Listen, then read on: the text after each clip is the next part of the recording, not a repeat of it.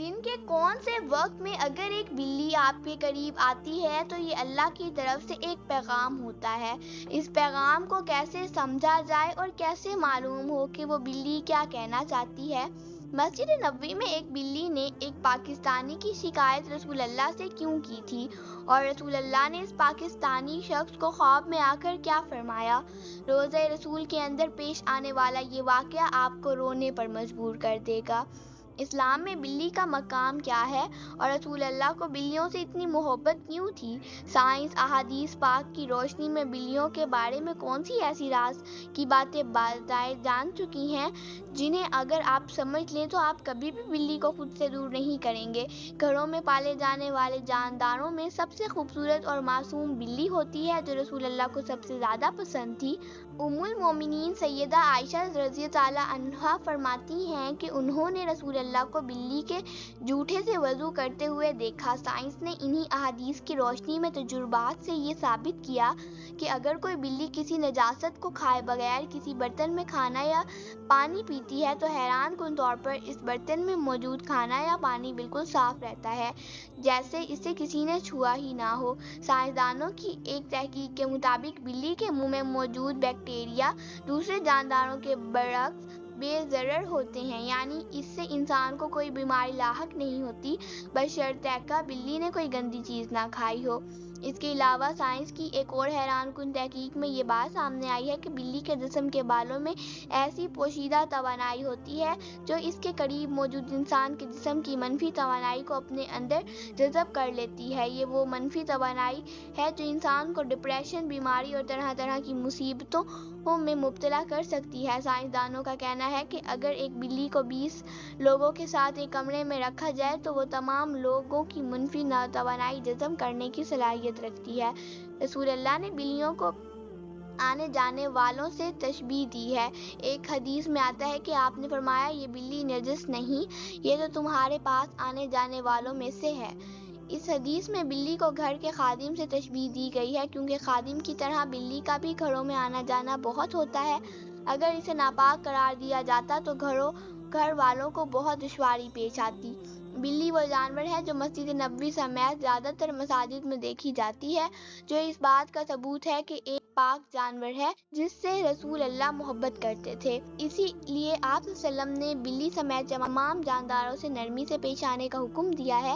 ایک حدیث میں آپ صلی اللہ علیہ وسلم نے ایک عورت کا قصہ فرمایا جو ایک بلی کو عذاب دینے کی وجہ سے دوزخ میں گئی۔ حضرت عبداللہ بن عمر رضی اللہ عنہ روایت کرتے ہیں کہ رسول کریم صلی اللہ علیہ وسلم نے فرمایا، ایک عورت کو بلی کے سبب عذاب دیا گیا، اس نے بلی کو باندھ کر رکھا حتیٰ کہ وہ مر گئی، اس وجہ سے وہ جہنم میں داخل ہوئی۔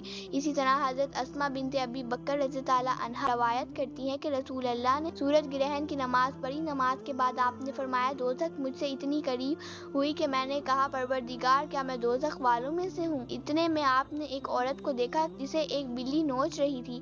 پوچھنے پر بتایا گیا کہ اس نے دنیا میں بلی کو باندھ رکھا تھا یہاں تک کہ وہ بھوک سے مر گئی۔ مسجد نبوی میں بلیوں کی ایک بڑی تعداد موجود ہے جو وہاں آنے والوں کے ساتھ گھل مل جاتی ہیں۔ حیرت کی بات یہ ہے کہ آج تک کسی نے انہیں مسجد نبوی سے باہر جاتے نہیں دیکھا اور نہ ہی اتنی زیادہ تعداد کے باوجود وہاں ان کی گندگی نظر آئی۔ مسجد نبوی سے عشق کی ایک حقیقی داستان ایک بلی کی رسول سے محبت کا واقعہ ہے۔ پاکستان کے ایک بزرگ سید منظور احمد شاہ صاحب نے اپنی کتاب مدینۃ الرسول میں ایک عجیب واقعہ لکھا ہے۔ وہ بیان کرتے ہیں کہ ایک بار حج پر گئے تو پاکستان سے ایک سیاسی شخصیت بھی ان کے ساتھ تھی اور ہم ایک ہی کمرے میں ٹھہرے ہوئے تھے۔ ایک دن ہم نے دروازہ کھولا تو ایک بلی اندر آ گئی۔ ہم نے محبت سے کہا کہ یہ شہر رسول کی بلی ہے۔ اس وقت روٹی تھی جو ہم نے پیش کی، اس نے قبول کر لی۔ اگلے دن پھر آئی، تیسرے دن پھر آئی تو ہم نے بازار سے بلیوں کی خاص خوراک خرید لی۔ جب بھی بلی آتی تو ہم خوراک اسے کھلا دیتے۔ وہ سیاسی شخصیت بلی سے بہت مانوس ہو گئی اور اس نے فیصلہ کیا کہ اسے پاکستان لے جائے۔ اس وقت پرویز مشرف کا دور تھا۔ اس نے اپنی اور سعودی حکومت سے اجازت لی، PIA سے تمام کاغذی کارروائی مکمل کروائی اور بلی کے لیے خوبصورت پنجرا تیار کروا لیا۔ منظور احمد شاہ صاحب لکھتے ہیں کہ روانگی سے پہلے ہم نے الوداعی سلام پیش کیا۔ سلام کے بعد باب البقیع سے باہر نکلے تو نیند نے آ لیا۔ آنکھ بند ہوئی تو خواب میں دیکھا کہ ہاتھ بندھے رسول کریم کی بارگاہ میں کھڑے ہیں۔ آپ نے فرمایا، اے حاجی، جس طرح تم آئے تھے اللہ تمہیں واپس بھی بھیجے گا، لیکن ایک کام کرنا، میری بلی کو ساتھ نہ لے جانا۔ وہ شخص خواب میں عرض کرنے لگا، یا رسول اللہ، اجازت دیں کہ میں بلی کو لے جاؤں۔ آپ نے فرمایا، میں کیسے اجازت دوں؟ 3 راتوں سے یہ بلی باہر بیٹھی روتی ہے اور کہتی ہے، اللہ کے رسول بچا لیجئے، میرا مدینہ چھوٹ رہا ہے۔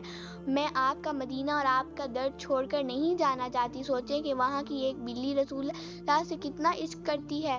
اگر آپ کے ارد گرد کوئی بلی آپ کے قدموں کے قریب ہو کر آپ سے مانوس ہونا شروع کر دے تو سمجھ لیں کہ یہ اللہ کی طرف سے ایک خاص اشارہ ہے، کیونکہ ایک روایت میں آتا ہے کہ گھر میں رہنے والے پالتو جانور ہر شام اللہ کو پکارتے ہیں، اور اگر مالک ان سے اچھا سلوک کرے تو وہ اس کے حق میں دعا کرتے ہیں، اور اگر برا سلوک کرے تو وہ اللہ کے سامنے اس کی شکایت کرتے ہیں۔ درود پاک پڑھنا مت بھولیے۔ اگلی ویڈیو تک اللہ حافظ۔